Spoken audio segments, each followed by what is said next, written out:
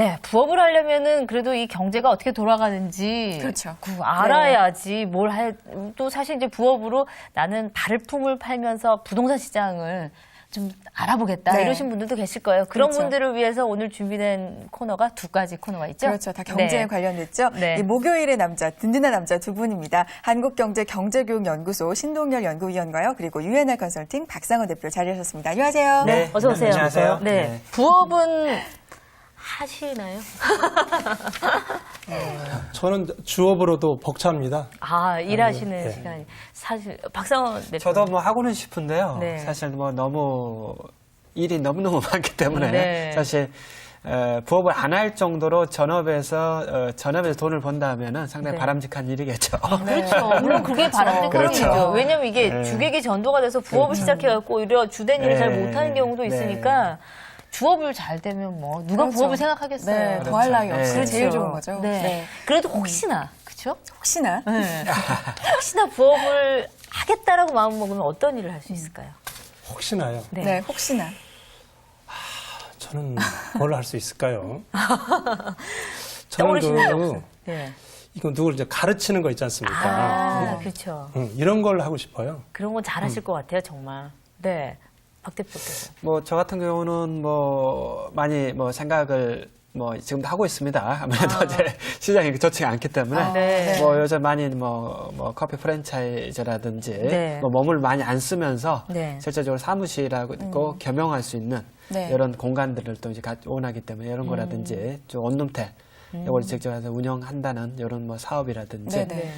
아니 뭐 여러 가지 뭐 땅을 좀 사서 뭐 빌딩을 좀 사서 아, 그건 부업이 아닌 것 같은데요. 임대료를 받는 이런 그 임대료의 꿈은 모두 다 갖고 있는 것 같아요. 이런 게 이제 좀 부업이고 아. 이제 글을 쓰는 거 좋아하니까 네. 이제 부동산 말고 네. 여행 에세이집 내는 게 이제 상당히 여러 가지를 생각하고 네. 계시는 것 같아요. 네. 네. 근데 두 분 다 경제통이니까 이제 네. 제가 대표해서 한번 여쭤보도록 할게요. 이 부업을 할 때 또는 창업까지도 포함을 해서 유의해야 될 점이 있다면 뭐가 있을까요? 저는 사실 창업은 잘 모르는데요. 네. 보통 분들이 이제 준비가 안 된 상태에서 남의 말을 듣고 솔깃하는 거 그것이 가장 피해야 될 것이라고 생각이 합니다. 네. 그래서 자기가 잘 아는 것, 네. 자기가 많이 경험해 온 것에서 네. 어떤 아이템을 찾아서 창업을 하면 네. 상대적으로 그 성공의 비율이 좀 높아지지 않을까 저는 그런 생각하고 있습니다. 그러네요, 정말. 네. 그렇습니다. 뭐 창업이라든지 그다음에 부업이라든지 마찬가지로 자기 본업에서 너무 동떨어진 일을 하게 되면은 본업도 소홀히 하고 네. 오히려 시너지 효과를 못 내기 때문에 연관되는 일을 해야 되겠어요. 아무래도 이제 뭐 글을 쓰는 직업 같은 경우는 뭐 다른데 뭐 사보라든지 네. 이런데 이제 외고를 한다는 거 네. 본업에 큰 지장이 없겠죠. 그다음에 특히 부동산 같은 경우도 마찬가지로 이 부업을 한다고 했는데 오히려 이게 오히려 이제 본업이 되면서 뭐 직장에서 소홀히 한다든지 오히려 잘못해가지고 네. 쪽박을 탄다든지 네. 뭐 이런 경우가 또 있고요. 네. 뭐 주식투자 같은 경우도 뭐 적립펀드는 상관이 없는데 네. 너무 이제 업무 시간에 이제 직장인들 같은 경우 계속. 집중하다 보면은 네. 상사들한테 지적을 당합니다. 그렇죠. 그래서 오래 못 다니고 좀 아무래도 기업체들 강의 많이 하게 되는데요. 네. 뭐 신입사원들 같은 경우도 뭐 주식 투자하고 계시면 손들어 봐라 했을 때는 많이 손드시는데 인사부 직원들이 뒤에서 보고 있어요. 근데 그게 상당히 위험한 거죠. 네. 그래서 일단 네. 이런 것도 이제 생각을 해야 된다. 간접 네. 퍼드는 해야지 네. 네. 업무에 지장을 정도로 하면은 네. 오히려 본업에 마이너스가 될 수가 있겠죠.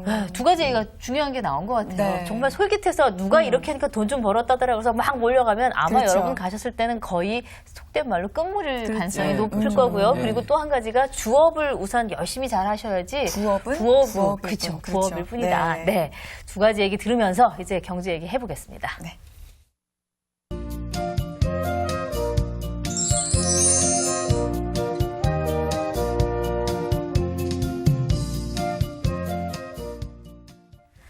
네, 똑똑한 사람이 되기 위해서 우리가 경제를 좀 잘 아는 시간이죠. 네. 오늘 어떤 얘기부터 시작할까요? 오늘은 그 주부님들의 최대 관심사, 네. 가끔 그 부부싸움에 빌미도 제공하는 금에 대한 얘기를 좀 해보겠습니다. 아, 그러니까 정말 네. 2005년에 그때 이제 돌잔치를 네. 했거든요. 그때 금반지 값이 이렇지가 않았어요. 그렇죠. 근데 요새는 돌 했다 그래서 가려고 그러면 반지 안 반지 하더라고요. 못 사겠더라고요, 네. 정말. 예, 너무 많이 올랐어요. 많이 올랐죠. 그렇습니다. 네. 금값은 지난 21일에요. 네. 온수당 국제시장에서 1,500달러를 돌파했습니다. 이게 사상 최고치입니다. 네. 그래서 1년간 상승률이 32% 정도 되더라고요. 어제 종가가 온수당 1,516달러입니다.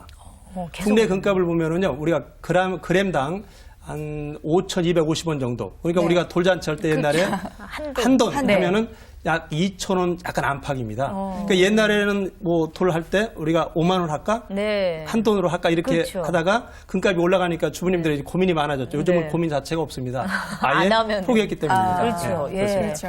네. 지금 사실 목소리가 조금 안 좋으시거든요. 감기가 있으시니까 우리가 좀 이해하고 들으면 그래도 괜찮아요. 목소리 좋으신데요. 뭐. 이해를 더 많이 하고 드시면 좋겠어요. 근데 이 사실은 여러 가지 이 금과 관련된 게 액세서리가 많아요. 네. 금 반지, 뭐 팔찌, 네네. 아이들 것도 그렇고요. 예. 많이 있는데 이 금 혹시 갖고 계신 게 뭐가 있는지 좀 살짝 좀 확인을 해보고 얘기를 좀 들어볼까요? 저는 이제 금 목록은 비밀이기 때문에 MC께서 꼭 알고 싶으면 제가 이메일로 제목도 알려드리겠습니다. 예, 어떤 게 있으세요? 뭐 기본적으로 뭐 결혼 뇌물하고 그다음에 예. 뭐 돌반지, 네. 그다음에 여러 가지 뭐 최근에 또 우리 10주년 뭐 네. 결혼 기념일이 있기 때문에 금을 또 우리 제가 또 선물을 또 하게 되죠. 해줬고요. 네. 그러다 네네. 보니까 저는 잘 모르겠는데 집사람이 금을 좀 많이 갖고 있는 것 같아요. 그래요? 와. 예. 선혜 씨는 금 네. 있어요? 저는 아직 금 없죠. 네, 사실 없어요. 젊은 네. 사람들은 뭐 금이 있을 이유가 네. 별로 없는데 저는 그때 한참 금값 오를 때 이 네. 돌반지를 다 녹여갖고 덩어리를 만들어봐 막 이런 고민을 잠깐 했었어요. 근데 이렇게 금값이 오르는 이유가 뭘까요?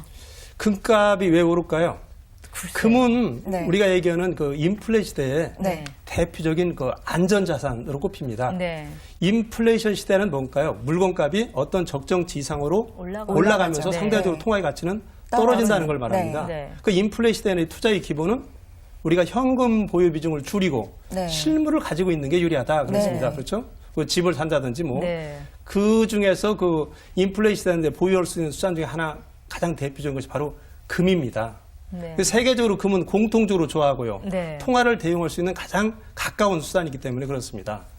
네. 수급으로 봐서도 세계적으로 이제 그 공급은 별로 늘어나지가 않고 있습니다. 네. 그런데 그 수요는 꾸준히 늘어나고 있거든요.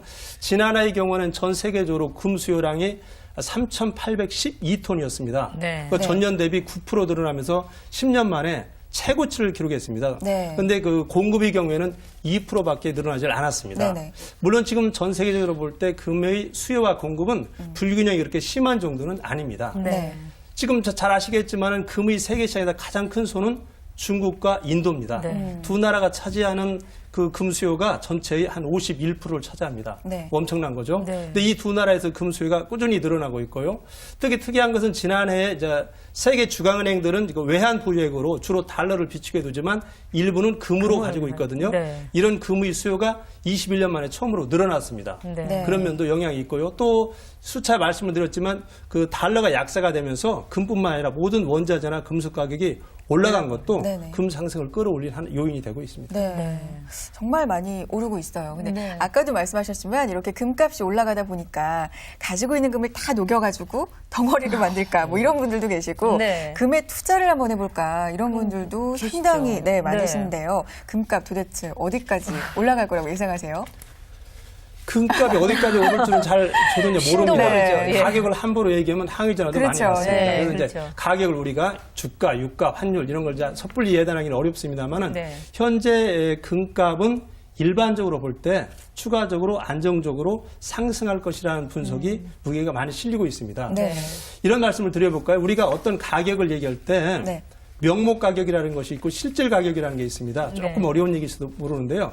어떤 가격이 인플레이션, 그동안에 물가 상승한 것을 감안하지 않고 네. 단순히 얼마다라고 하는 것이 우리가 명목 가격이고요. 네. 그동안에 물가 상승까지도 감안해서 현재 가격이 얼마라고 이렇게 하는 것은 실질 가격입니다. 근데 금이 현재 온수당 1,500달러라고 하는 것은 명목 가격입니다. 네. 그런데 이 가격이 그러면 다른 물가하고 비교할 때 어떻게 됐을까? 이제 이런 전문가들이 이걸 많이 연구를 했는데요. 지금까지 금을 인플레를 감안한, 즉 물가 상승을 감안해서 최고치는 그러니까 2008년, 네. 2008년, 그러니까 1980년 제가 좀 네네네.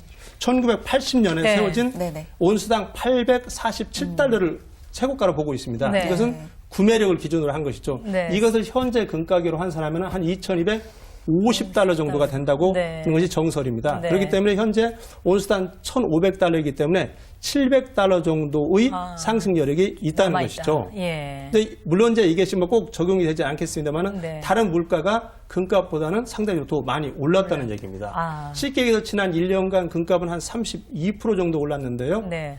우리가 원자재의 다른 가격도 네. 훨씬 많이 뛴 것도 있고 우리가 네. 밀접한 국제 유가도 이보다 상승폭이 더 큽니다. 컸다. 아, 네, 그러니까 이제 알겠습니다.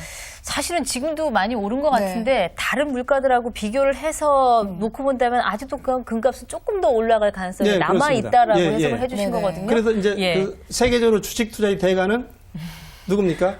워렌 워런 버핏. 워런 버핏이죠. 버핏이죠. 네. 근데 원자재 투자의 대가는 짐 로저스라는 아, 미국의 예. 투자자가 있습니다. 그 양반은 물론 이제 금이라든지 기타 원자재에 많이 투자를 하는 분이지만요. 그분은 네.